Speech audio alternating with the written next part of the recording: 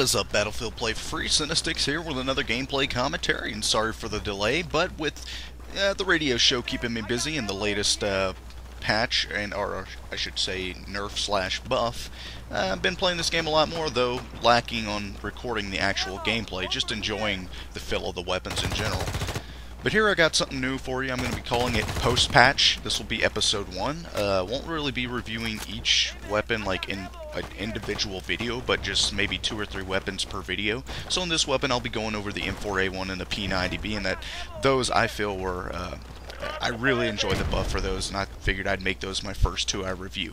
Now, of course, I'm using the M4A1 plus 3 right here, and I could go ahead and switch to the standard, being that I did pick up the rest of the standard weapons I didn't own, being that I had the plus 3 variants of the majority of them, if not all of them. So I can go ahead and do a re-review of the standard ones as well, if needed upon request. If it's requested highly, gets top comment, etc., etc.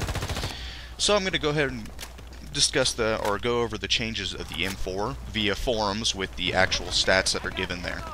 They decreased the number of magazines by 1. I believe it had 4 to begin with, and they increased the mag size by 6. Now, of course, the plus 3 variant's going to have 31, I believe, and the standard is going to have 30, if not a little bit less. I'm not entirely sure about that, but they decreased the total ammunition count by 2.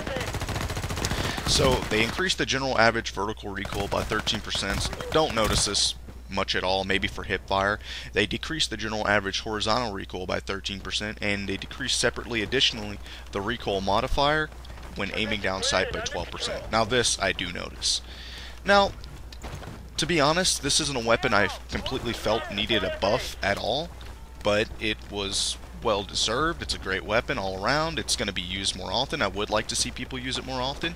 It was, you know, the ace of spades back in the day, before the Elite Legacy nerf and everything became plus 3, and you know, it adds variety to the game because you see everyone always using the same things over and over again, such as the famous L85, etc., etc. So this and the 416 definitely needed, you know, a little something, not a drastic buff, maybe the 416 did, but something to give it a uniqueness to set it apart from those, you know, commonly spammed weapons. Now, of course, since I'm re-reviewing the M4 technically, I can't really go into good stats for it, but I can give weapon suggested or weapon attachments, suggest them, and really, it's this, like I said, this weapon's an all-around. You can really get it to perform at long range. You can perform well at close range and medium range, like the Assault should. And as for the long range, if you really want to extend that reach, probably the majority of the time you'll be going with Viper mags, Predator barrel, and or Nemesis stock. Which, yes, go with that. That's actually what I'm using now. But if you want to kind of keep it at the medium, I suggest just going with stabilized, because that's probably the best stock for this weapon, and for just the assault class in general. Tactical is good and all, but I suggest you stick to the stabilized, especially with how well the stabilized performs on this weapon, the 416, and the majority of the assault rifles for this class. As for the magazines, high capacity is not really needed. I mean, an extra magazine is kind of pointless, especially being that technically you have unlimited ammo. So I'd suggest high capacity if you didn't have as many mags to begin with and you did get caught needing to reload more, but that's not the case with this. So instead, go with casket mags if you don't really feel the need for an ammo buff, especially being that this weapon has such a high ammo count now.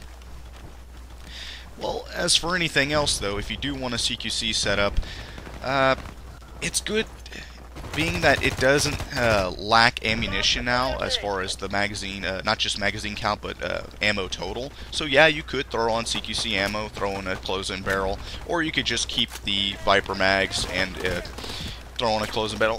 Whichever, mix and match. Like I said, it's versatile. It'll probably benefit from all of those attachments. I really find myself using a variety more attachments now rather than the good old, you know, Predator, Viper, Nemesis. Especially because I don't feel the need to nerf the actual damage of this weapon any further, so I dropped the Nemesis, started throwing on the stabilized, but in this video in particular, you will see that I'm using the Nemesis. You can tell from the recoil, I would have slightly more recoil with the stabilized, even though the stabilized is better for it. Not better than the Nemesis, but better for it as far as the other stocks go. So, gonna go ahead and can't really jump ahead here, being that this is how it's narrated. But go ahead and let y'all enjoy the rest of this part, and it'll be moving on to the P90 for the next review. And I was going to try to get to 2 weapons in this review, but I'll just go ahead and stick to the M4. I would like to get into different servers, but being that I get up so early and have to go to work so early, the only things that are full are Sharqi Rush, Sharqi Assault, and Oman, and really Oman's not something I want to get into, especially if I'm trying to review a weapon, maybe a sniper rifle, maybe a long-range assault rifle, but the ones I'm reviewing aren't really made for those environments, those kind of you know, strenuous ranges or whatnot. So I'm gonna stick to, you know, Sharqi, Basra, Karkin if I can get into them. But being, like I said, early morning, not many servers are full, especially being that it's Monday today and that there's a lot of maintenance going on within the servers. So I hope you enjoyed this gameplay commentary, and I hope it'll convince y'all to pick up the M4A1, especially being that I'm not sure if it's still on sale, but most of the weapons are on sale, the ones that were touched specifically, such as the M4, 416, the AK-47, etc., etc., also the XM8. So yeah, it's worth picking them up. Really want to see more of the M4 on the battlefield. I actually have been lately, so it adds variety. It's really nice to see people just getting out of that little shell of the L85 and FAMAS and just using something different for once, and something not as rage-inducing. But anyways, guys, hope you enjoyed this gameplay commentary, and as always, much love and respect on the battlefield, soldiers. Peace.